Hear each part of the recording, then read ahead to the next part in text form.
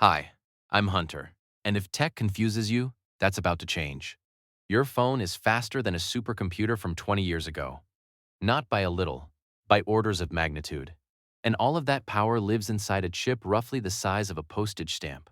Most people have no idea what that chip actually does, how it works, or why the one in your iPhone is fundamentally different from the one in your Android. By the end of this video, you will. We are going to break down every major chip inside a modern smartphone, what each part does, who makes them, why some chips are fast at things others are not, and the one legal battle that almost blew up the entire Android flagship chip market. No jargon, no lectures, just the clearest explanation you've ever heard on this topic. Let's start with the most important thing. Almost no one explains correctly. Your phone doesn't have a chip. It has a system on chip. People call it an SoC. And the difference matters more than you think. In a desktop computer, the CPU sits on one piece of silicon. The GPU sits on another. The modem is its own card. The memory is separate sticks. Everything connects through a motherboard. That works fine when you have space for it. A phone has no space for any of that. So engineers took all of those separate components and fused them onto one single piece of silicon. One die, one chip. That is what a system on chip is, a complete computer, compressed to something you can barely see with the naked eye. Inside every modern SoC, you have 7 distinct processing units. Each one does a completely different job. Understanding those 7 units unlocks everything else in this video. First, the CPU, the central processing unit. The general-purpose brain. It runs your operating system, opens your apps, handles your keyboard input, manages your notifications. Every tap and swipe you do, the CPU is involved. Modern phone CPUs have multiple cores, some built for raw speed, others built to save battery. More on that in a moment. Second, the GPU, the graphics processing unit. It handles anything visual that needs parallel computation.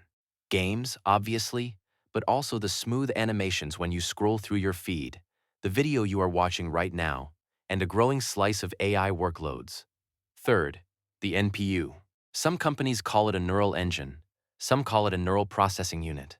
It does one thing: machine learning inference, face recognition, voice recognition, real-time translation, photo enhancement. The NPU handles tasks that involve pattern recognition at massive scale, and it does them without draining your battery the way a CPU would if it tried the same work.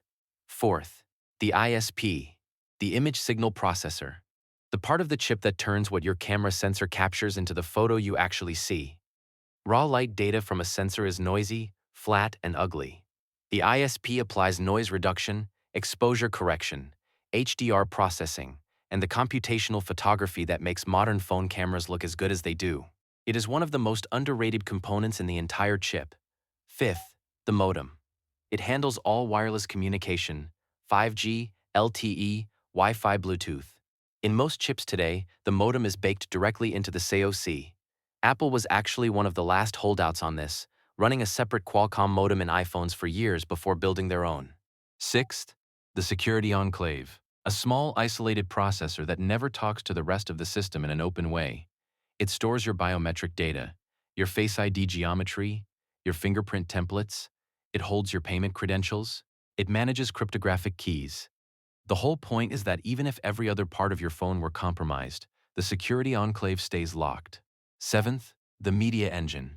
Invisible until you need it. It handles hardware-accelerated video encoding and decoding, H.264, H.265, AV1. Without it, playing 4K video would drain your battery in under an hour because the CPU would have to carry all that work in software. With a dedicated media engine, your battery barely moves during video playback. 7 processing units, 1 chip. Now you know what all of them do. Now let's talk about who actually makes these chips, because the answer is more concentrated and more geopolitically fragile than most people realize. One company manufactures the vast majority of advanced smartphone chips, not designs them, manufactures them. That company is TSMC, Taiwan's semiconductor manufacturing company. They produce roughly 92% of the world's most advanced chips, anything below 7 nanometers. Every Apple A-series chip, every Qualcomm Snapdragon flagship, most MediaTek Dimensity chips, all made at a handful of fabs in Taiwan. That 3 nanometers you see in chip marketing? A naming convention, not a physical measurement. The transistors in TSMC's N3E node are not 3 nanometers wide. The number tracks density improvements relative to previous generations. TSMC's 3 nanometers delivers about 60% more logic density than their 5 nanometers. The marketing name stuck because it is simple, even if it is technically misleading. Samsung is the only other company building chips at a comparable scale. Here is the strange part. Samsung Semiconductor builds chips for Apple and Qualcomm as a contract manufacturer, while Samsung Mobile sells Galaxy phones that compete directly with those same companies. The company manufacturing your competitor's silicon is also your competitor. A genuinely unusual situation, and it creates tension that shows up in surprising ways. Samsung's own 3 nanometers process has noticeably lower yields than TSMC's, which is partly why Galaxy phones sold in the United States almost always run Qualcomm chips instead of Samsung's own Exynos. Now let's go chip by chip. The real ones from the real phones you can actually buy. Apple A18 Pro, the chip inside the iPhone 16 Pro and iPhone 16 Pro Max. Built on TSMC's 3 nanometers process, the CPU has 6 cores, 2 performance cores for demanding tasks and 4 efficiency cores for everything else. The GPU has 6 cores and supports hardware ray tracing, which means it calculates how light bounces off surfaces in real time, something that until recently required a gaming PC. The neural engine runs 16 cores at 38 TOPS. That stands for trillions of operations per second. That number shows how fast the chip can crunch AI math. Here is what most people miss about Apple's A-series chips. They share the same architectural DNA as Apple's M-series laptop chips. The M4 in a MacBook Pro and the A18 Pro in an iPhone are not the same chip, but they descend from the same core design. Your phone and a professional laptop are running on the same family of silicon. Apple built it that way deliberately. It means iPhone chips are not just competing with other phone chips, they are competing with laptop chips. The memory bandwidth on the A18 Pro sits at 68 gigabytes per second. That is the speed at which data moves between the chip and the RAM. The faster that pipeline, the more responsive the chip feels when jumping between demanding apps. In raw single-core performance, Apple's chips have been consistently 2 to 4 years ahead of Android competition. That gap has narrowed. It has not closed. Qualcomm Snapdragon 8 Elite. The chip inside the Samsung Galaxy S25 series, the OnePlus 13, and most Android flagships from 2025. Also built on TSMC's 3 nanometers process. But what makes it genuinely different from any Snapdragon before? It is the CPU design. Qualcomm's previous chips used CPU cores licensed directly from ARM, cores with names like CORTEXX4. You license the design, drop it in your chip, ship it. Quick, proven, but limited. You cannot fundamentally reshape how the core works. The Snapdragon 8 Elite runs Oryon cores. Qualcomm designed these from scratch. They own the microarchitecture, 2 Oryon Prime cores running at 4.32 GHz and 6 Oryon Performance cores at 3.53 GHz. The NPU, Qualcomm calls it the Hexagon, hits 45 TOPS higher than the A18 Pro on that single metric. The Oryon story has a fascinating origin. In 2021, Qualcomm paid $1.4 billion to acquire a startup called Nuvia. Nuvia was founded by former Apple chip engineers, people who had built A-series chips and wanted to push ARM-based performance further on their own. Qualcomm bought them because Oryon is what you get when ex-Apple engineers design a chip with Qualcomm's resources behind them.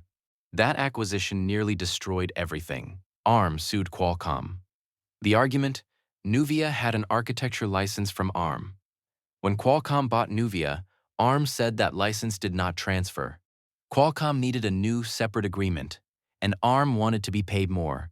Qualcomm's position was that its own existing broad architecture license covered everything, including the Oryon cores descended from Nuvia's work. The lawsuit ran for years. Had ARM won, Qualcomm would have had to pull Oryon cores from its chips. Every 2025 Android flagship would have been caught in the fallout. In 2025, the two companies settled with a licensing deal. Terms were not disclosed. Qualcomm kept shipping. Those same Oryon cores, by the way, power Qualcomm's Snapdragon X Elite, their laptop chip. Qualcomm is simultaneously competing in phones and challenging Intel and AMD in laptops, with the same core design. MediaTek Dimensity 9400. MediaTek is a Taiwanese chip company that most Americans have never heard of, but they are the #1 smartphone chip maker in the world by unit volume. They power more phones globally than Qualcomm, just not the flagship phones that get reviewed in American tech media. The Dimensity 9400 is MediaTek's play to change that. Also built on TSMC's 3nm process, the GPU is the IMMORTALIS G925 with 12 cores. The NPU hits roughly 40 tops. The CPU design is the unusual part. Most smartphone chips combine big, fast cores with small, efficient cores. Run heavy tasks on the big cores. Hand light tasks to the small ones, battery lasts all day. The Dimensity 9400 scrapped the small cores entirely. Every single CPU core in the chip is a high-performance core. One Cortex-925 at 3.63 GHz. 3 Cortex 4 cores at 3.3 GHz. All performance. No dedicated efficiency layer. Bold design choice. Peak performance climbs. But critics argue battery life on light tasks, texting, browsing, email, takes a hit because there are no small cores to absorb those lightweight jobs. MediaTek's counter-argument is that modern big cores are efficient enough at low frequencies that the dedicated small cores are no longer necessary. The debate is still running. Samsung Exynos 2500. If you bought a Samsung Galaxy S25 in the United States, you almost certainly got a Snapdragon 8 Elite.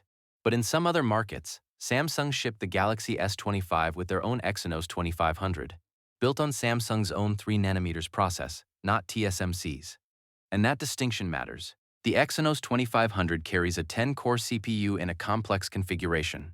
The GPU is the Xclipse 950, built on AMD's RDNA 3.5 architecture, the same GPU technology inside desktop gaming graphics cards, shrunk down into a phone. The NPU claims 50 tops, the highest of any chip in this comparison on paper. Benchmark scores tell a different story. The Exynos 2500 scores in the range of 2.2 to 2.4 million on Antutu. The Snapdragon 8 Elite scores around 3.1 million. Samsung's 3nm manufacturing process has lower yields than TSMC's. More chips come out defective and get discarded, which hits both cost and the performance consistency of the ones that do ship. That is why Samsung's own flagship phones run a Qualcomm chip when sold to American customers. Google Tensor G4. The Pixel 9 series runs on it, and most benchmark reviews get the story completely wrong.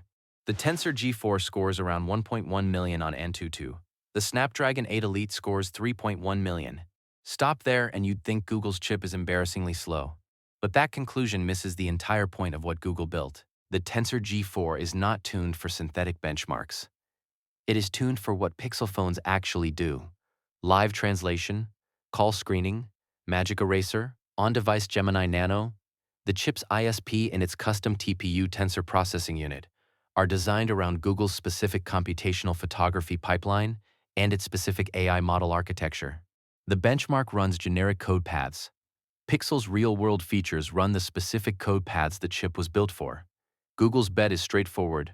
Win on the features that matter to Pixel buyers, not on a number in a speed test. Built on Samsung's 4nm process, one generation behind TSMC's 3nm, and the raw CPU numbers reflect that. But Pixel users are not buying the phone for raw CPU numbers.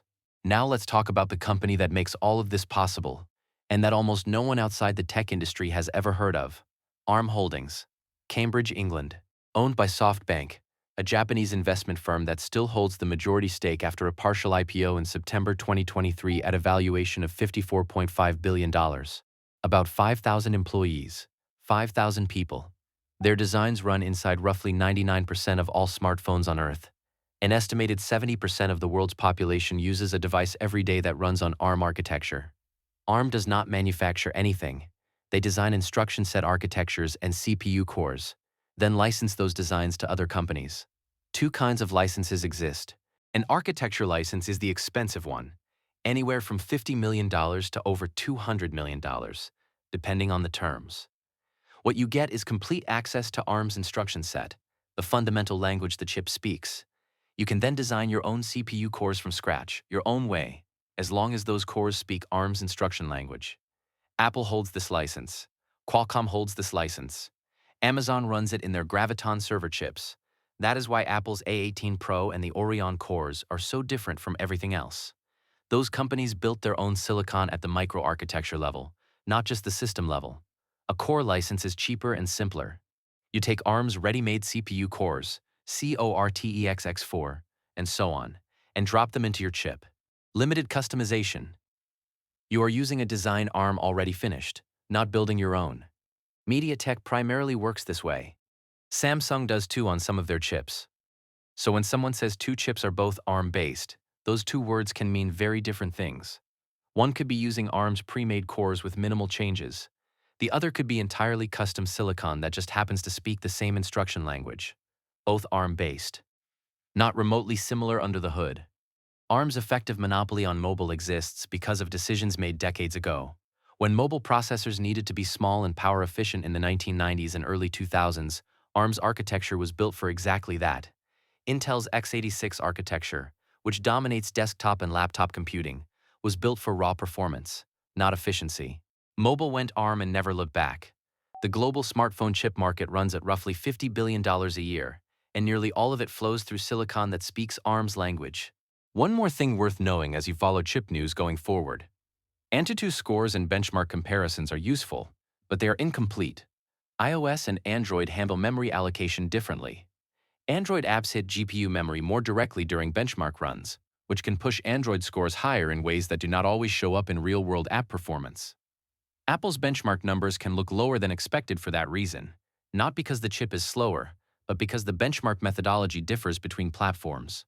Single-core performance, which matters most for everyday responsiveness, is where Apple has historically led by the widest margin. The chip inside your phone right now is the product of a legal settlement, a $1.4 billion acquisition, one company in Taiwan that manufactures almost everything, and a small British IP firm that quietly controls the architecture of modern computing. None of that shows up on the box. Now you know it anyway. So here is what I want to ask you.